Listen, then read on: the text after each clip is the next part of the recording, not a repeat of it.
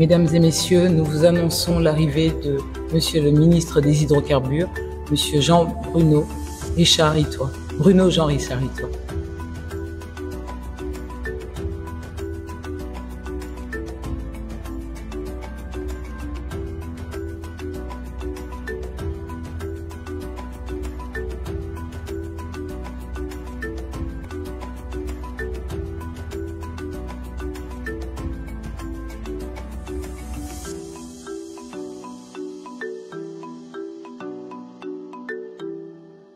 Monsieur le secrétaire général de l'Association des pays africains producteurs de pétrole, en sigle APO,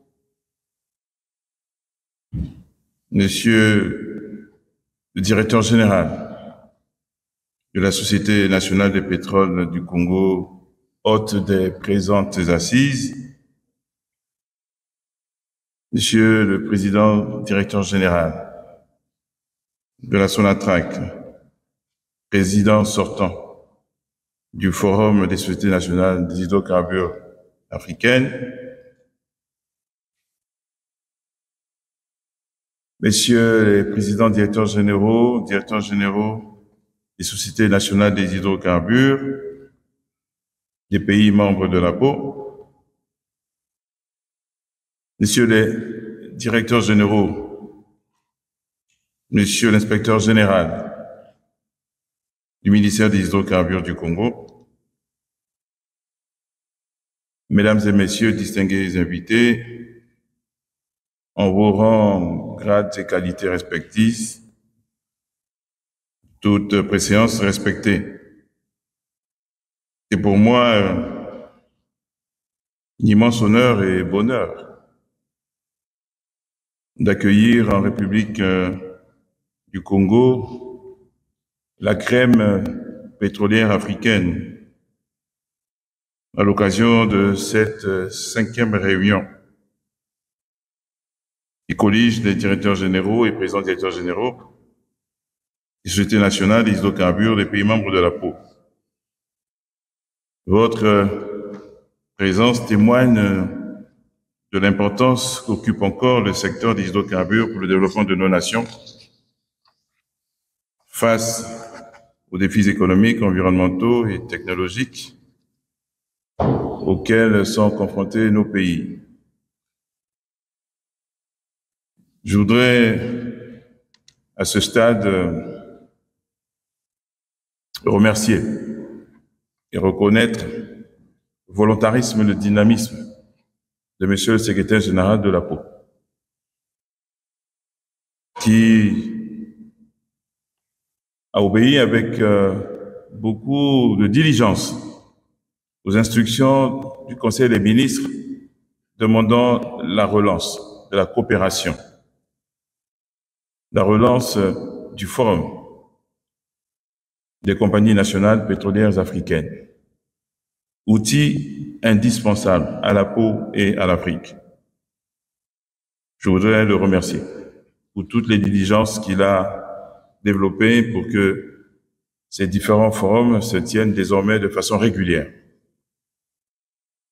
Je voudrais ensuite reconnaître le leadership de l'Algérie à travers la SONATRAC, sa direction, sa présidence, pour l'excellent mandat qui vient de se terminer. C'est l'occasion ici de féliciter le Congo, son industrie pétrolière, mais surtout la Société nationale des pétroles du Congo pour le nouveau mandat qui lui est confié à partir de maintenant. Monsieur le secrétaire général de l'APO, Monsieur le PDG de la SONATRAC, Monsieur le directeur général de la SNPC, Messieurs les présidents directeurs généraux et directeurs généraux des compagnies pétrolières, Mesdames et Messieurs, ici s'arrête mon discours formel.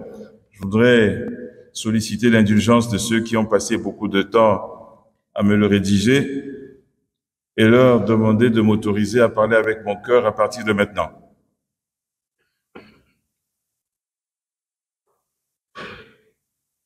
Le monde est sous nos yeux confronté à des changements, des transformations historiques.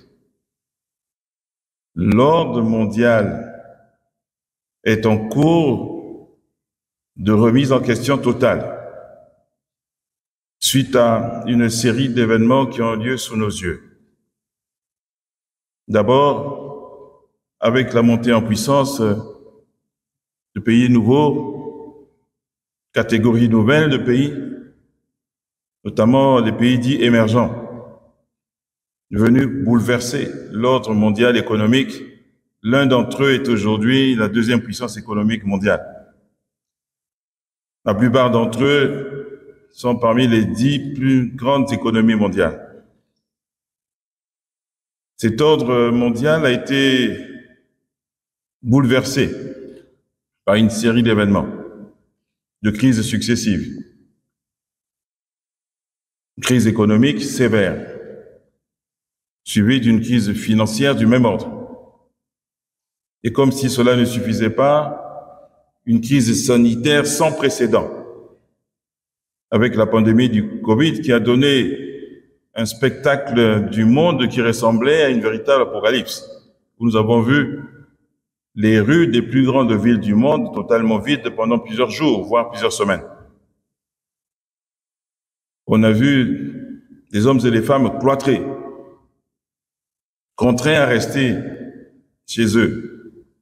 L'économie mondiale connu son plus grand déclin depuis plusieurs années. Les taux de croissance ont atteint des records négatifs historiques.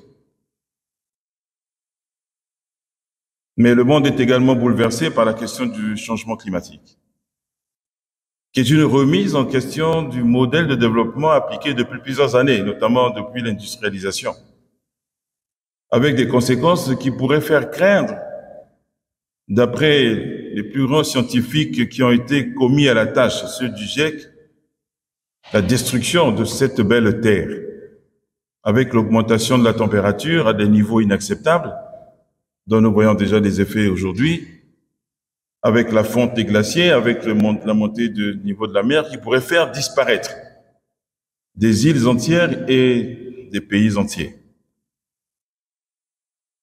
Au milieu de ces bouleversements, comme cela ne suffisait pas, eh bien, les guerres, comme nous n'en avions plus connu, les conflits de tous ordres, marquent aujourd'hui presque l'ensemble des continents de ce monde. L'Afrique n'est pas en marge de cette transformation. Elle est même au cœur de ce bouleversement. Se pose forcément la question de sa place aujourd'hui et demain. Presque la question de sa survie au milieu de ces bouleversements. Elle est le théâtre de toutes sortes, non seulement d'opérations, mais de conséquences de ces bouleversements. Parfois, sans qu'il n'y ait été pour rien. Il en est ainsi du changement climatique. L'Afrique n'y est pour rien, mais elle en subit de plein fouet les conséquences. Il est ainsi de quelques bouleversements politiques qui n'ont pas toujours été voulus par nos peuples, qui sont parfois imposés à nous, mais qui ont bouleversé nos nations, qui ont bouleversé nos pays, qui ont bouleversé nos peuples, qui ont conduit à la mort de plusieurs de nos concitoyens africains, qui ont conduit à la destruction de biens, qui ont parfois détruit des années d'efforts de construction de certains pays que l'on voyait déjà à la porte du développement de l'émergence. L'Afrique est au cœur de ces bouleversements. Elle est aussi parce que elle est l'objet de nombreuses convoitises, parce qu'elle regorge de tellement de ressources naturelles. Je ne vais pas donner les chiffres, mais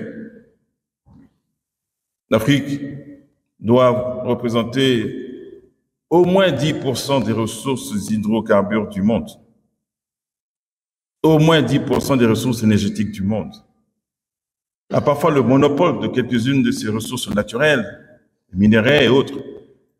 Elle est donc aussi le théâtre d'ambitions de toutes sortes. Le contrôle du monde passe peut-être par le contrôle de l'Afrique. Et aujourd'hui, vient s'imposer à nous le débat sur la transition énergétique, avec une compréhension qui n'est pas la même. Je ne vais pas ici la développer, le secrétaire général de l'APO en parle mieux que moi, il a la responsabilité confiée par les pays membres de l'APO de porter la voix de l'Afrique sur la transition énergétique. Qui, dans certaines de ses interprétations, notamment celle qui place comme par hasard la seule responsabilité des changements climatiques sur le dos des énergies fossiles, eh bien, qui pourrait conduire à un frein total aux efforts de développement que nous sommes en train de déployer chacun individuellement, mais aussi collectivement. L'organisation dans un pays pétrolier de la prochaine COP est une occasion pour que l'Afrique du pétrole puisse parler d'une voix forte, de sa position sur cette question de la transition énergétique qui est totalement partagée par tous nos chefs d'État, de façon unanime, qui est totalement partagée par nos industries pétrolières, par nos compagnies nationales, mais qui est aussi partagée par l'OPEP, qui est même parfois partagée par les compagnies internationales pétrolières. Cette question de la transition énergétique doit être traitée comme une question de survie pour l'Afrique. En anglais, on pourrait dire « we succeed about it or we die ». Soit nous réussissons à imposer notre point de vue, je choisis le terme à dessein, imposer notre point de vue, soit nous mourrons. 600 millions d'Africains sont sans électricité, aujourd'hui, eh bien, il y en aura plus. Si nous ne réussissons pas à imposer ce point de vue. 900 millions d'Africains n'ont pas accès au gaz moderne, eh bien, il y en aura plus. Si nous ne réussissons pas à imposer que nous devons continuer à développer le pétrole et le gaz comme étant non seulement nécessaire à l'équilibre mondial en termes d'offres et de demandes énergétiques, mais qui est absolument nécessaire pour éradiquer la pauvreté énergétique en Afrique, pour permettre aux Africains d'avoir accès à la modernité, pour permettre aux Africains d'avoir accès à un mieux-être, pour permettre aux pays africains de continuer à se développer, d'avoir droit eux aussi, à la prospérité, comme d'autres l'ont fait avec les mêmes énergies fossiles. Mais les pressions sont fortes de toutes parts sur les banques, en ce qui concerne les financements, sur les compagnies internationales, pour qu'elles lèvent le pied sur les investissements dans le domaine des énergies fossiles. Les pressions sont fortes. Jusqu'à quand pourront ces compagnies internationales résister à ces pressions? Jusqu'à quand seront-elles toujours solidaires des intérêts de l'Afrique? On peut douter qu'elles le soient éternellement. Un jour, elles lèveront le pied. Un jour, elles investiront moins. Un jour, elles auront moins accès au financement. Et un jour, nous n'aurons pas d'autre choix que de compter que sur nous-mêmes. Et nous-mêmes, ça s'appelle les compagnies nationales pétrolières. Elles doivent se préparer à remplacer les compagnies internationales quand ce n'est pas déjà fait dans certains pays, à l'exemple de l'Algérie qui a été forcée de reprendre son destin en main après son indépendance. Elle n'avait pas d'autre choix, et tant mieux. Aujourd'hui, Sonatrach est une très grande compagnie pétrolière, nationale et internationale. D'autres l'ont fait dans des circonstances différentes, mais ont tout aussi développé des compétences, soit parce qu'elles n'avaient pas le choix, soit parce qu'elles en avaient fait le choix. Et nous avons en Afrique aujourd'hui de très grandes compagnies nationales qui n'ont rien à envier aux autres compagnies nationales. Nous avons de vrais pôles de succès, nous avons de vrais centres de succès, nous avons des centres d'expertise. C'est ça que nous devons continuer à développer pour que toute l'Afrique parvienne à ce même niveau d'excellence, d'expertise et de compétences. Nous devons tisser ce tissu de coopération. Et il y a urgence à le faire. L'intégration africaine est une chose qui se construit difficilement, malgré volonté affichée depuis si longtemps par les pionniers du panafricanisme à l'image de Kwame Nkrumah, mais elle se construit difficilement. L'Afrique vient de mettre en place la ZLECAf et nous espérons qu'elle sera un accélérateur de l'intégration, mais nous savons que ça ne sera pas facile. L'intégration des transports Nous essayons, nous y travaillons. Elle n'est pas facile. Cette autoroute qui irait du Cap Alger a encore du mal à se construire. Cette muraille verte qui irait de Dakar à Mogadiscio a encore du mal à se construire. Le grand barrage de Inga, qui pourrait avoir un rôle africain, a encore du mal à se développer. Peut-être que l'Afrique du pétrole ira plus vite que les autres Afriques. Peut-être que l'Afrique des compagnies nationales pétrolières ira plus vite que le reste. Peut-être que l'intégration pétrolière sera l'intégration exemplaire pour les autres. Peut-être qu'elle sera l'accélérateur. Peut-être que l'Afrique des pipes ira plus vite. Peut-être que l'Afrique des grands terminaux africains ira plus vite. Peut-être que l'Afrique des grandes raffineries africaines ira plus vite. Peut-être que l'Afrique des grands centres d'excellence de formation africains, on en parlait tout à l'heure, ira plus vite. Messieurs les présidents, directeurs généraux et directeurs généraux des compagnies nationales pétrolières, c'est cela votre responsabilité, de porter, parce qu'il y a urgence, cette Afrique du pétrole, le plus vite possible, à devenir opérationnelle.